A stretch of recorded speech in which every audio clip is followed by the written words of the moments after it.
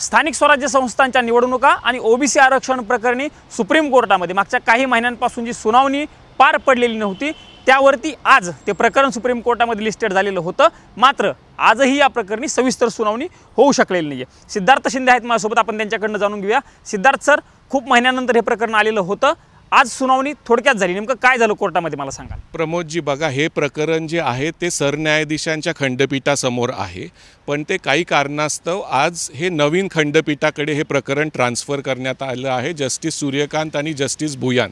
तर त्यांनी आज सांगितलं की आम्ही ह्याचा पुढची तारीख देतो ह्या प्रकरणासाठी, list on any non मिसिलेनियस day. Non मिसिलेनियस day म्हणजे सुप्रीम कोर्टात मंगळवार बुधवार किंवा गुरुवार, आता ती त्यांनी तारीख दिलेली नाही, महिना दिलेला नाही आहे। महाराष्ट्र सरकारच्या वतीने प्रयत्न होता, सॉलिसिटर जनरल तुषार मेहता की त्यांचा प्रयत्न होता ऑक्टोबरची डेट द्या। याचिकाकर्ते म्हणत होते की काही वर्षांपासून निवडणुका रखडलेल्या आहेत, तुम्ही लवकरची डेट द्या। तर खंडपीठाने सांगितलं तुम्हाला थोड्याच काही दिवसात डेट कळेल, आज संध्याकाळी किंवा 1-2 दिवसात, आणि ते 1-2 महिन्यात, मला तर वाटतं 1-2 महिन्यानंतरच याची आता तारीख येईल।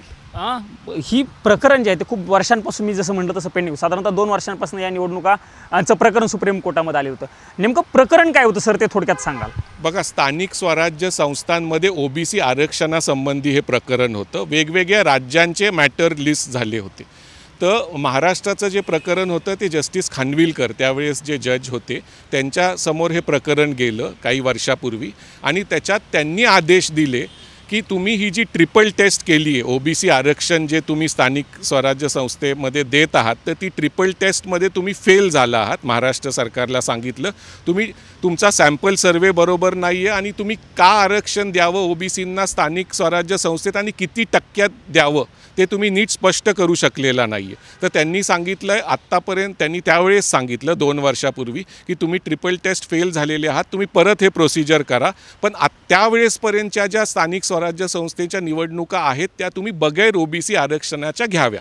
त्याच्यानंतर मध्य प्रदेश राज्य ज्याची ट्रिपल टेस्ट फेल झाली होती ते सुप्रीम कोर्टात गेले आणि नवीन रिपोर्ट त्यांनी दिला आणि त्याला क्लिअर केलं जस्टिस खानविलकरांनी। बरोबर त्याच्यानंतर लगेचच महाराष्ट्र पण गेलं, महाराष्ट्राने पण नवीन रिपोर्ट दिला आणि तो पण क्लिअर झाला, म्हणजे आपण ट्रिपल टेस्ट पास झालो।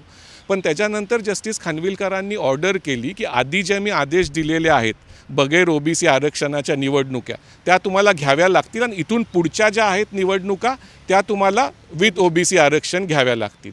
तर त्याच वेळेस सत्तांतर झालं महाराष्ट्रात, नवीन सरकार आलं आणि नवीन सरकारनी एक ॲप्लिकेशन, त्याच्यात जस्टिस खानविलकर रिटायर झाले, तर नवीन सरकारने त्यावेळेसचे सरन्यायाधीश जस्टिस रमन्नांसमोर एक ॲप्लिकेशन दिलं की सगळ्याच निवडणुका महाराष्ट्रातल्या, आता आम्ही ट्रिपल टेस्ट क्लिअर झालेलो आहोत, तर सगळ्याच निवडणुका ह्या ओबीसी आरक्षणासहित घेतल्या गेल्या पाहिजे स्थानिक स्वराज्य संस्थांच्या। तर त्याच्यावर सरन्यायाधीशांनी हे मॅटर जस्टिस चंद्रचूड यांच्यासमोर हे मॅटर गेलं आणि त्यांनी तात्पुरती त्यावेळेस स्थगिती दिली, सर्वच निवडणुकांवर त्यावेळेस स्थगिती दिली, आणि ते मॅटर जस्टिस त्यावेळेस न्यायाधीश चंद्रचूड साहेबांकडे गेलं आणि त्याच्यात काही कारणास्तव तारखाच पडत गेल्या किंवा ते मॅटर जरी आलं तर ते रीच नव्हतं होत। आता जवळजवळ आज हे मॅटर 1 वर्षांनी खरं बोर्डावर आलं आहे, बऱ्याच वेळेस बोर्डावर यायचं, डिलीट व्हायचं, बोर्डावर यायचं, पोहोचू शकलं नव्हतं। तर आता आज जस्टिस सूर्यकांत आणि जस्टिस भुयानांना त्यांना तर हे मॅटर तसं माहीत पण नाही आहे, तर त्यांनी सांगितलं आहे list on any non मिसिलेनियस day. त्यामुळे महाराष्ट्र सरकारचा प्रयत्न आहे की हे थोडं लांबवावं, त्याचे काही राजकीय कारणं असतील किंवा काय, आणि याचिकाकर्त्यांचं म्हणणं होतं की काही ठिकाणी 3 वर्ष 4 वर्ष 2-2.5 वर्ष झालेत स्थानिक स्वराज्य संस्थांच्या निवडणुका झालेल्या नाही आहे। तर आता लवकरच तारीख मिळेल अशी काहींची इच्छा आहे याचिकाकर्त्यांची, पण मला नाही वाटत लवकर मिळेल। आणि जरी इलेक्शन झाले स्थानिक स्वराज्य संस्था, तुम्ही आता म्हणाल की नॉन मिसलिनियस डेला हे प्रकरण ऐकलं जाईल असं न्यायमूर्ती म्हणाले, आपल्याला समजेलच कधी, 1-2 दिवसात समजेल नेमकं हे प्रकरण कधी होतं। तुम्हाला वाटतं का विधानसभेच्या निवडणुकांपर्यंत या प्रकरणावरती सुनावणी होईल? कारण विधानसभेच्या निवडणुका प्रामुख्याने आपण बघितलं 2 किंवा 3 महिन्यांवरती समोर आलेल्या आहेत। आता विधानसभा एक वेगळी गोष्ट आहे, पण स्थानिक स्वराज्य संस्थांच्या बऱ्याच ठिकाणी निवडणुका ह्या 1.5, 2, 2.5, 3 वर्ष 4 वर्षापासून झालेल्या नाही आहेत। तर हे प्रकरण मला नाही वाटत लवकर जरी बोर्डावर आलं तरी त्याच्यात विस्तृत सुनावणी होण्याची शक्यता कमी आहे, आणि स्थानिक स्वराज्य संस्थांच्या निवडणुका फेब्रुवारी-मार्चच्या आधी 2025च्या आधी तर नक्कीच होणार नाही, कारण ज्या ह्यांनी हे प्रकरण चाललं आहे त्याच्यातून मी हा अंदाज वर्तवतो आहे की लवकर ह्याच्यात काय होणार नाही,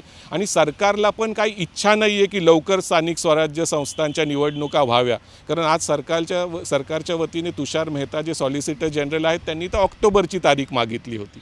तर आता ह्या खंडपीठासमोरच, ह्या नवीन खंडपीठासमोर हे प्रकरण चालेल आणि 1-2 महिन्यानंतर तारीख मिळेल. पण त्यावेळेस आर्ग्युमेंट होईल का, त्याच्यात काय होईल का, परत एक तारीख पडेल. त्यामुळे आता तारखांबद्दल मी काही सांगू शकत नाही.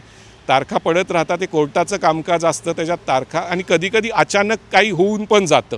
त्यामुळं प्रिडिक्शन आपण करू शकत नाही. पण विधानसभेच्या आधी का नाही होऊ शकत, कारण विधानसभा येऊ ठेपलेली आहे आणि तयारी विधानसभेच्या ह्यांनी चालू आहे इलेक्शन कमिशनची महाराष्ट्राची. त्यात स्थानिक स्वराज्य संस्थांच्या इलेक्शन घेणं मला नाही वाटत आता तसं पॉसिबल आहे आणि नंतर हे पुढच्या वर्षीच होतील हे नक्की आहे. तुम्ही आत्ता म्हणालात या निवडणुका पुढच्या वर्षी होतील. यात दुसरा काय पर्याय आहे का? या निवडणुकींची सुप्रीम कोर्टानं स्थगिती दिलेली आहे, ती स्थगिती उठल्याशिवाय या निवडणुका होऊ शकत नाही. ही एकमेव म्हणजे हीच गोष्ट करावं लागेल, त्यासाठी स्थगितीच उठवावं लागेल. ती स्थगिती का दिली गेली होती, कारण महायुती सरकारने एक ॲप्लिकेशन टाकलं होतं की सगळ्या महायुती म्हणजे एकनाथ शिंदे आणि देवेंद्र फडणवीस यांच्या सरकार.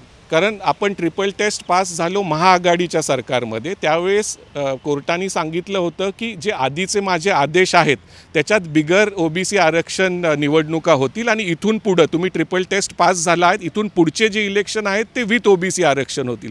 त्याच्यानंतर सत्तांतर झालं, नवीन सरकारने सुप्रीम कोर्टात अर्ज केला की सगळ्याच निवडणुका ओबीसी आरक्षणासहित व्हायला पाहिजे. तर त्याच्यावर तात्पुरती स्थगिती त्या आधीच्या आदेशावर सुप्रीम कोर्टाने दिली. त्यामुळं पूर्ण इलेक्शन हे रखडले आणि त्याच्यानंतर दुसऱ्या खंडपीठाकडे हे मॅटर गेलं. पण काही कारणास्तव 2 वर्ष झाले त्याचं हिअरिंग होत नाही आहे. मध्ये 1-2दा हिअरिंग झालं, त्यावेळेस राज्य सरकारनी तारीख मागून घेतली होती. आज पण राज्य सरकारनी सांगितलं की 2 महिन्यानंतरची तारीख द्यावी. तर राज्य सरकारची एवढी मला वाटत नाही आहे मनशा दिसत आहे की स्थानिक स्वराज्य संस्थांच्या निवडणुका घ्याव्यात.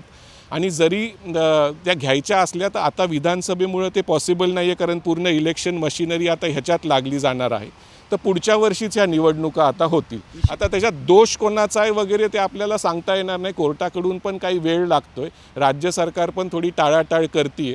आता एवढे वर्ष झालेली आहेत, आता लोक मला वाटतं स्थानिक स्वराज्य संस्थांच्या निवडणुकांचे उमेदवार पण आहेत किंवा दुसरे लोक असतील, त्यांच्या मनातून ते सगळं गेलेलंच आहे.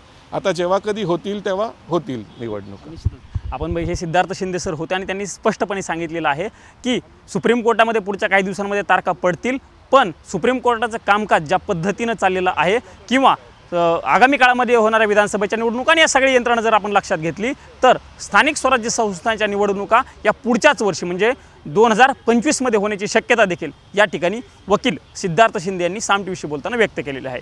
कॅमेरामन राजू गौतमचा मी प्रमोद जगताप, साम टीव्ही न्यूज, नवी दिल्ली.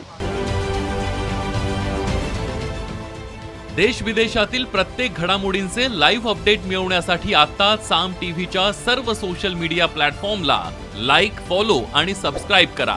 तसंच सर्व नोटिफिकेशनसाठी बेल आयकॉन प्रेस करायला विसरू नका.